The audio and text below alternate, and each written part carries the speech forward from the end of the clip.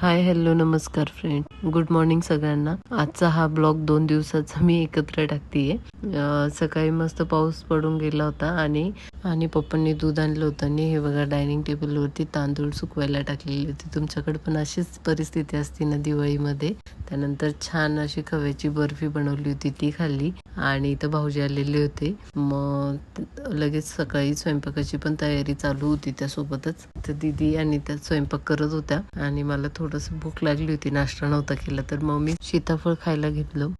हे पण शेतातलंच होतं आणि एवढं गोड होतं ना मस्त.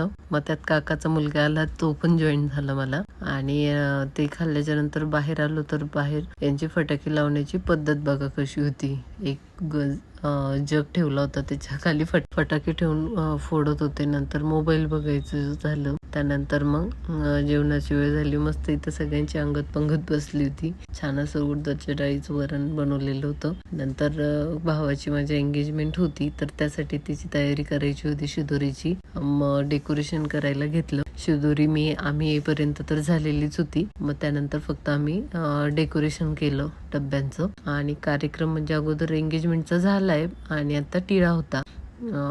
मग त्यात इथं आजी बघत होती कशी झाली वगैरे शिदोरी. आणि तुमच्याकडे पण असं देतात का सामान वगैरे, मला नक्की सांगा. ह्या साड्या पण आणल्या होत्या तिकडे नवरीकडे द्यायला, ते पण पॅक करून घेतलं. आणि हे बघा शिदोरीमध्ये हे सगळे प्रकारचे वेगवेगळे फराळ बनवलेले होते आणि साड्यांची पण मस्त छान अशी पॅकिंग केली होती. फायनली पॅकिंग झाली आणि हा अशी दिसत होती. पॅकिंग कशी झाली सांगा. त्यानंतर मग रात्री मेहंदी काढायची होती.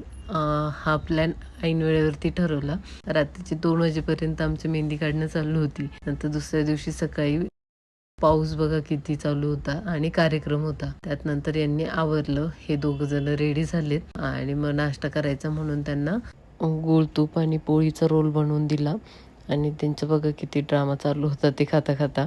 त्यानंतर आम्ही पण पोह्याचा नाश्ता केला आणि कार्यक्रमाला गेलो. ॲक्च्युली पावसामुळे हा कार्यक्रम परत दुसऱ्या जागेवरती ठेवावं लागला ऐन वेळेवरती.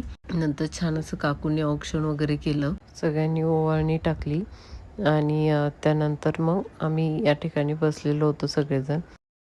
आणि हे बघा अशा प्रकारे डेकोरेशन होतं फळांचं वगैरे. आणि ही फायनल शिदोरी होती नवरीकडे देण्यासाठी. नवरीकडची शिदोरी ही मी दाखवतेच तुम्हाला, ती अगोदरच आलेली होती, फक्त मी आता तुम्हाला यात दाखवते. ही नवरीकडची शिदोरी आलेली होती आम्हाला. म्हणून नंतर कार्यक्रम झाल्यानंतर जेवायचं होतं आणि रियांशला वाढायला तर खूप आवडतं पंक्तीमध्ये. जेवण कमी आणि वाढणंच जास्त असतं.